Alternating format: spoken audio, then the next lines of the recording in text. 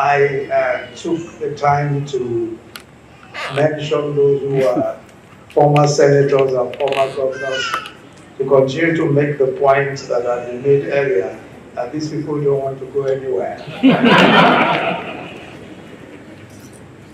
Senator Femi Ojudu and Mr. Thank you very much for the very kind invitation to be a part of the launch of this very important work.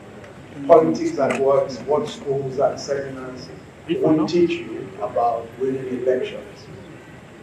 This is a book co-authored by the two gentlemen.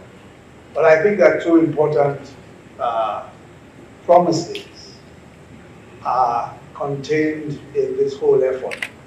The first is that this book will teach what we don't know already about winning elections. And the sorts of things that are not taught anywhere. And frankly, those who are here, I can name a few who can teach us so many things about what no one has yet taught you about winning elections. As a matter of fact, when I came into politics, I really thought I knew all about. I mean, I was always on the sidelines watching, and I really thought I knew all that could possibly happen in politics. I mean, having been in one way or the other involved. But I can assure you that the past few years have taught me that there is still so much that you cannot even be taught in any book. You cannot, no matter what the book may say, because there are too many wonderful things that happen. And I'm sure that those of us who have been participants, will probably be able to tell you that there are just too many wonderful things that can happen. The second is that this is an intergenerational effort. One between the 60-something-year-old Senator Femi Ojudu and the 20-something, I believe, year-old Alex Adekunle James. So both are trying to teach important lessons here. That the best way that this will work is where there is an intergenerational handshake, the young and the old, as opposed to any attempt to defy the tenets of liberal politics by saying that it is one group or the other. The type of politics that we all prefer, or that most of us will prefer, is liberal politics. Free enterprise, democracy, individual freedoms. It means that there can be no discrimination, either on the basis of age, or gender, or political persuasion. So that is why we negotiate our way through these things. And I think the point was made by some of the speakers. So in liberal democracy, it's about negotiation. Gender, there will be negotiations on the basis of gender. Women will say we don't have representation. Young people will say we don't have representation. And then we'll start talking about quotas or affirmative action or some solution or the other. And the simple reason is that the very basis of liberal democracy is that everybody is invited to the table. How you get there, I liked some of what has been said. Whether you bring your table there or your chair there yourself, or you get there through the window, however you get there, you get there. I'm very strongly of the view that everyone must be invited to this party. The important thing is to ensure that we have, as well as possible, a level playing field, as well as that is possible. Now, the problem also with liberal politics is money. Is money. Who has resources? Because resources will also, to a large extent, determine who can play the game. So, for example, a person, somebody, I don't want to go into any of the names, but somebody who has a major company today, who has resources, will probably be able to get into the game faster than a 60-year-old man with all his experience, but no money. So there is that as well. So there are barriers, and I think that what is important is for us to see how we can remove those barriers as much as possible so that there is a level playing field. What I've experienced just being in serving in the position of Vice President for the past few years, and having the opportunity to bring on board young people and some old people too, I mean, elderly people in relative terms, is that the quality of contributions is not necessarily defined by age. And that's the honest truth. I have so many young people who work with me, very brilliant young people who work with me. And they are not intimidated, I must tell you, by anybody older than them sitting at the table. They're just not intimidated. I mean, so I have the youngest person who was working with me, was 22 years old. Right? Next year, I just came out of university and all of that. But extremely brilliant. And very innately, very assertive. Extremely assertive. She knew her audience. And I had, same with me. And of course, Ahmad, who spoke a few minutes ago, 37-year-old, is special advisor on infrastructure.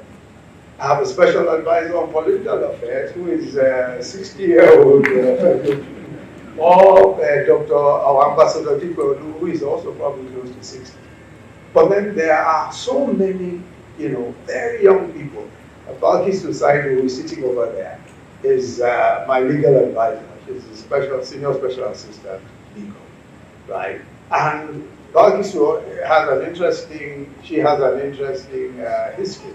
Balkisu was married off at the age of 13, had her first child at the age of 14, right? Through all of that, her mom made sure that she got education, and she's today a professor. She's a professor today, right? And she's still under the age of 40, right? With all of that, has 3 kids, 3 grown kids, but she's under the age of 40, right? But the truth of the matter is that she comes to the job with experience, the kind of experience that nobody else has. She comes to the job with, with a variety of ideas. Tola Johnson, everyone who is here. So I think we must focus our minds a little more on what people bring to the table. What are you bringing to the table? I don't engage on the basis of it because I've realized. I mean, I was just asking Raul. I met Raul for the first time when we were the transition committee in 1999. We were the transition committee of Lagos State, the new Lagos State government then. He was barely 42 years old. I was just about the same age at that time. He had served as active, he was campaign manager for Asiwaju Bola Tinubu's campaign at that time. He was his campaign manager and ran the entire operation. He ran all the entire campaign. He was not much younger then when he was campaign manager, but he's been at it since then. I was coming into this, I'd been advisor to the Attorney General of the Federation when I was 31. So I had some coming into this. So there is a place also, and I think Babatunde Rukara made the point at that. There's a place for preparation. There's a place for getting ready. It's no point saying that I've become Minister for Finance at the age of 25 because I'm a smart kid. It takes more than that. If you're going to deal in the Nigerian system, in this system of ours, to work through all that is required to be any, I think you need some experience. You need a bit of experience. You don't have to be very old, but it helps if you've served in one capacity or the other as a special advisor, special assistant, whatever. All of those positions are very central positions. And I don't agree, unfortunately, that a special assistant or PA is somewhat, it's not a very serious position. It is.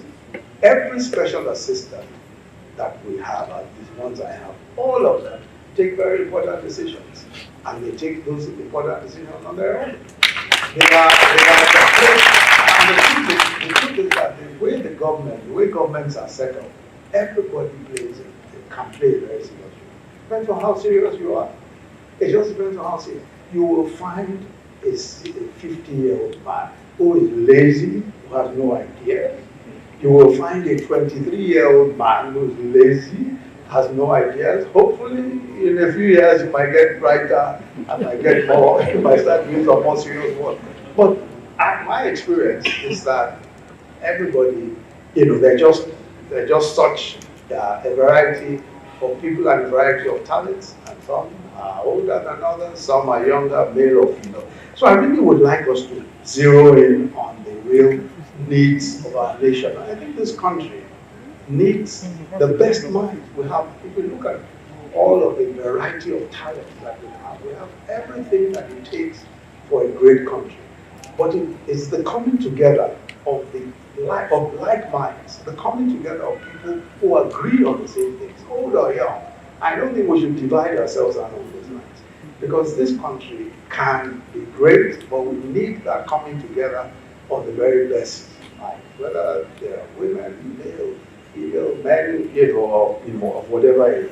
So I think that for me, my central concern is how do we get, the very best people to work in the interest of this country?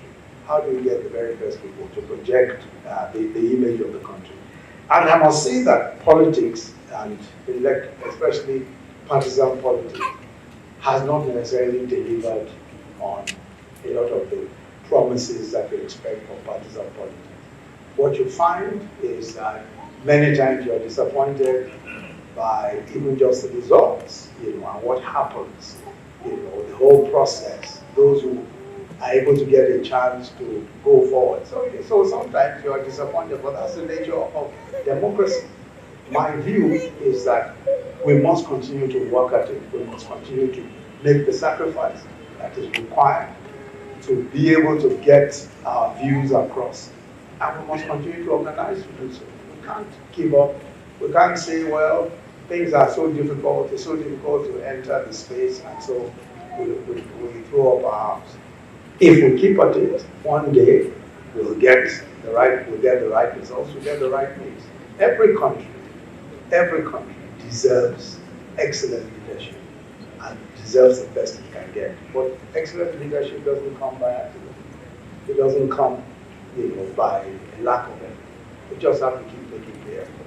I was telling someone the other day that when we were talking about the police, I was saying that a country, one of the UK, for example, dissolved its police force almost 3 times.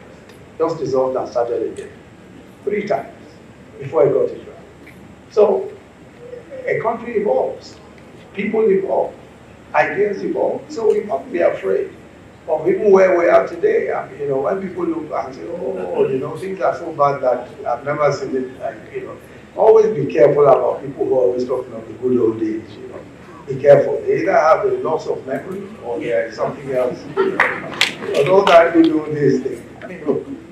People will tell you that, many years ago, things were so great. In fact, sometimes today when you hear people talking about some good old days, you wonder whether we were not in the same country. So we mustn't give up in that process, and we mustn't keep looking back. The challenges of today are meant for those of us who are here and alive today, and they are meant to be solved by young people. And as I always say, there is no better time to be alive. This is the best time to be young. This is the best time in Nigeria to be young. Those who are young today have the best opportunity ever. In my own day, when I was a professor, if I had to research to write an article, it will take me weeks.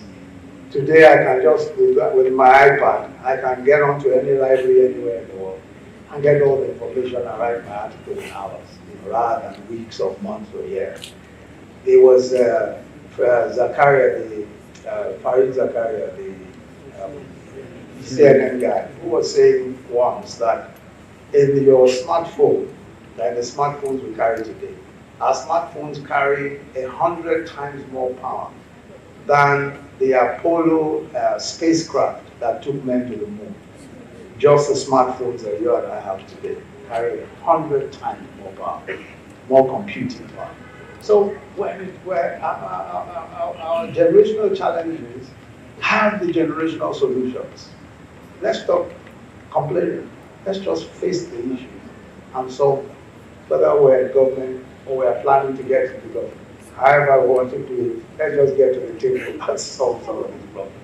I'd like to thank the authors of this great book, and I've had an opportunity to look at the book, and I think it's going to be a very, very, very worthwhile reading for those of you who haven't seen it yet or who haven't read it, and especially those who want to go into politics. It promises, as the authors have said, to be a manual for being able to get into not just to get nominated, but also to win, to actually win the election.